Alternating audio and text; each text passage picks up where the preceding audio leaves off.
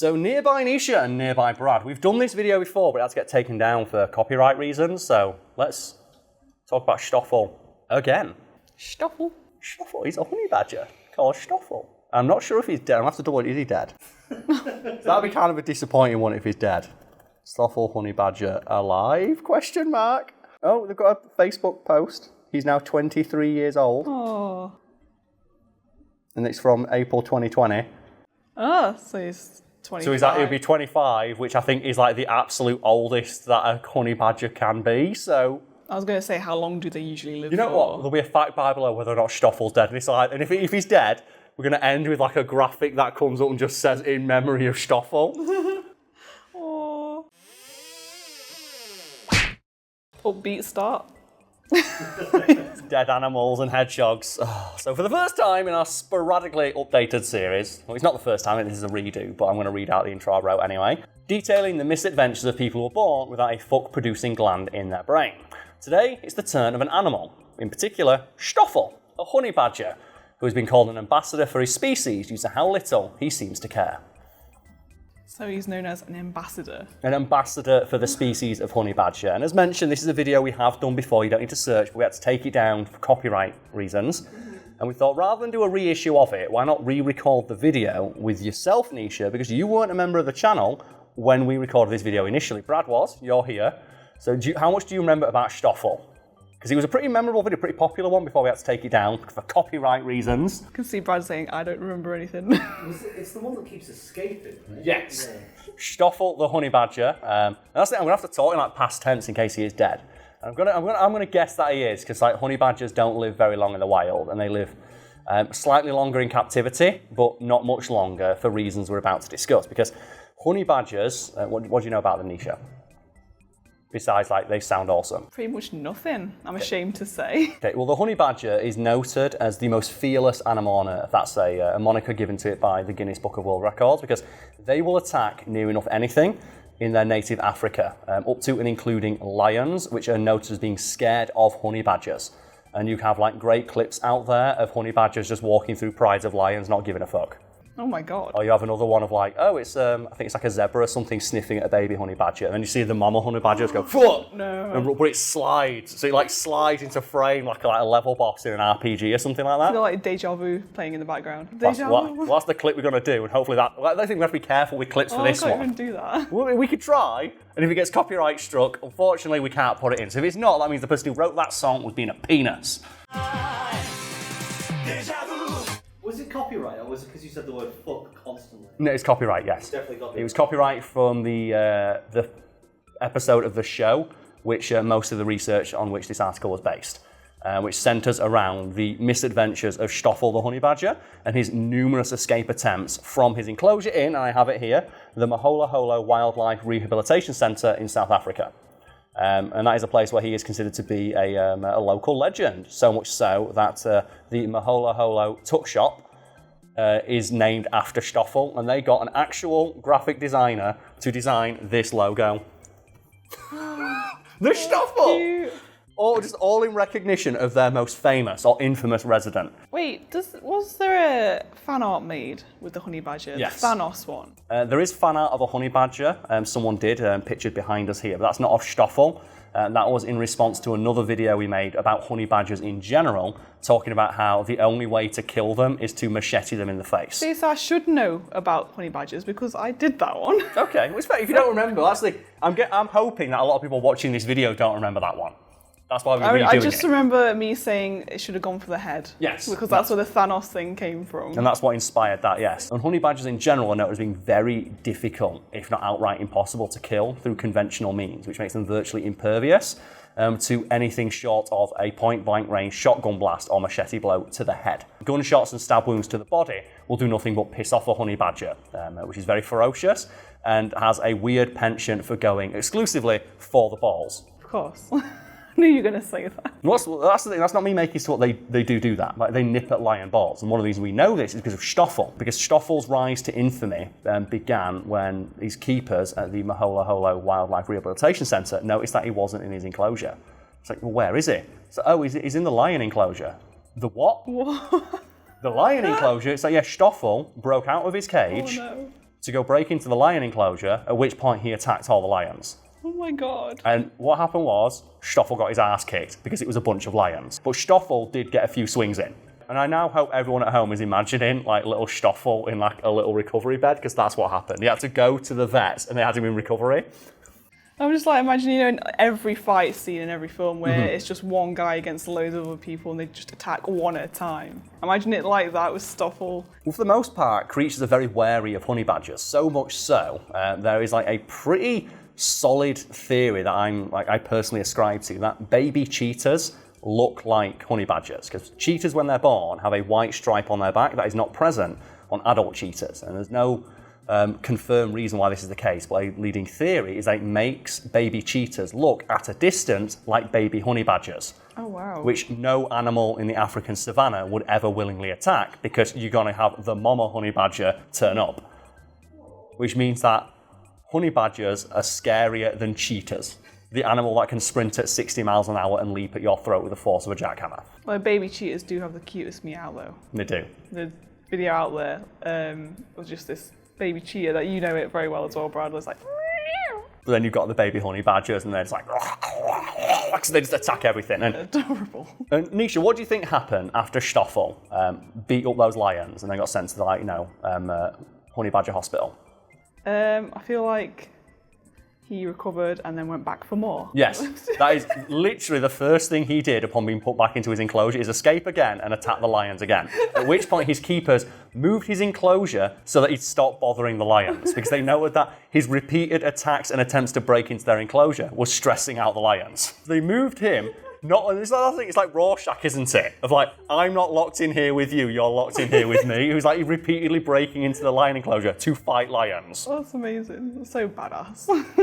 And what they ended up doing is moving him from a more traditional cage enclosure to one that's just like basically a concrete basin in the ground with a bunch of things in there for enrichment. But it very quickly became apparent that that's not a good idea, because Stoffel, very smart for a honey badger, quickly figured out that he could roll any of his enrichment toys to the corner of his enclosure, climb up them, and then get out. So did he obviously escaped again? Yes. Did he go back for the lions? He wouldn't go for the lions, but he'd break into other enclosures. Or the tuck shop, which is named after him now, and just eat all the stuff in there. And sometimes he'd just be found wandering around doing badger things, but this became a source of constant frustration for the handlers, because it's like, this is a really bad thing, because honey badgers are really dangerous, they're really tenacious, and they're seemingly fearless and will attack anything on sight, no matter how much larger it is than themselves. That's like, he's attacking lions. What's to stop him going, breaking into the baboon enclosure or something like that, or attacking a person if he comes across them. And the keeper would note that it became sort of a game to Stoffel to see if he could escape, because every time they tried to do something to stop him from escaping, he'd figure out a new way. For example, once they thought, maybe if we give him some female companionship, then he'll get busy instead of escaping. So no, Stoffel got the female honey badger to help him, and he'd stand on the female honey badger's back to open up the lock to his enclosure, and then they both break out and then both go attack the lions. It's like a fucking animation film, like so you'd see in Pixar or something, isn't it? Yeah. Oh my god, that's so funny. Yep, so you do that, and then, as mentioned, they've moved into an enclosure that was just a big concrete basin that had enrichment toys in there. To take the enrichment toys out, because Stoffel was using them to escape, so then they took all the toys out, and Stoffel still escaped because he'd get rocks and push the rocks into the corner and climb up the rocks. Does he just end up in a cage with nothing? Yes. Nothing. That's what they had to do, yes. Oh my god. They basically put him in the badger equivalent of maximum security. Do you when they locked down 23 hours a day? And he still got out, because you know what he did? I don't know. He dug up dirt, rolled the dirt into a ball, then climbed off the dirt ball. So what they did is they then removed the dirt from his enclosure, which ended up looking really depressing, because imagine you go into a zoo and you look and it's the honey badger enclosure, and it is a badger in a concrete bowl. Concrete. Just this small badger, concrete bowl, and they have a sign up saying, we can't give him any toys because he will escape. And do you want to guess what happened, Nisha? Did he escape? He escaped again. Oh, and do you know how he escaped? A cleaner going in to clean up all the badger shit left a broom. He got the broom, break-danced it across his enclosure, put it against a wall, climbed the broom, escaped again. How could he be this smart? And that's the thing. The keeper, who was in charge of stopping Stoffel escaping, also questioned this, because he says, I think the badger knows, and the reason he suspected this is because When he finally just went fuck it and removed everything from his enclosure and he escaped using the broom method, guess where Stoffel ended up? I want to say line enclosure again. Not the line Like, enclosure. it's not. Well, that night, the keeper heard someone break into his house. What? Someone broke into his house. He heard a broken window. Goes out with a baseball bat. See, it's fucking Stoffel. Stoffel broke into his house after escaping from prison. What the fuck? That's some serial killer shit, innit? It's a big criminal. Can you imagine though? You sat there in bed and I've done it. I've created Badger Alcatraz. There's no fucking way this thing's getting out. And you hear a broken window and you're like, no. No, and you go in and just there's this little badger in the middle of your floor And it got to a point where the keeper just admitted Stoffel is too smart to be held in captivity. So what we're going to have to do is just live with the fact that he will escape and just plan for that. So rather than plan for keeping him enclosed, they plan for when he escapes and just develop methods to lure him back in. Just little traps and stuff like that. Maze runner. Just this fucking badger, man. Michael Stoffel. Oh, that's a good one. God, can you imagine the badger and he's just got the Michael Scofield tattoos? Oh, that's more fan art. Well, let's see. We get copyright struck for that, which I guess we can talk about now. I'm going to guess that every other comment on this video is something along the lines of, haven't you made this video before? By people who looked at the title, watched the first 10 seconds, and then skipped straight to the comments without seeing the context for why we're making this video. So we can pull back the curtain on this a little bit and say, so much of the content we produce, both on the channel and outside of it, just ends up getting removed because we get copyright strikes or threatening letters from copyright holders. For example, you mentioned some fan art earlier, like the Badger Thanos fan art. There is a bunch of fan art on the Redbubble store that is no longer available for sale because I got a threatening letter from the rights holder, like the T-Pose Leia one. Yeah, I was going to say the Leia one, and then there was the Rey one as well. Yep. Anything to do with Disney or Star Wars, even though it falls under parody, it's I'm not fighting Disney. No. And it's the same thing when it comes to some videos. If it's not worth fighting the copyright claim, because the amount of effort it's going to take us to do that, we could just record another video. And in this case, we realised, well, you've not actually talked about Stoffel. No. So we can use that and get your reactions, because this channel is largely improvised, and that's where we think all the good stuff lies, and the reactions to the facts that I discovered. I can safely say I was not expecting that much escaping. Badger Alcatraz. How smart he is. Yeah, it's not fun behind the scenes sometimes around this channel. It's just silly little things like that. Well, we had one recently. I don't know if you ever found out the issue. The tea video. We talk about tea. It got reduced limited monetization, ads. didn't it? Yeah. Limited ads. I'm like, Due why? to unsuitable content. So we're talking about fucking tea, and that's one of the things of YouTube is very opaque. You will just get just a blanket statement of this video is either limited ads, demonetized for this reason, or this copyrights holder takes issue with your content. You get no option to fight it really, and if you do, you can risk losing your channel. So for the most part, we just take it down.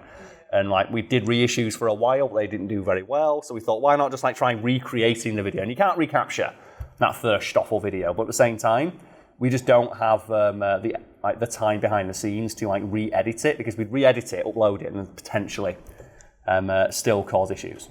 Yeah, it can be a bit of a faff. It's just annoying, like you said, because they don't tell you specifically what the issue is. You have to guess. Yeah.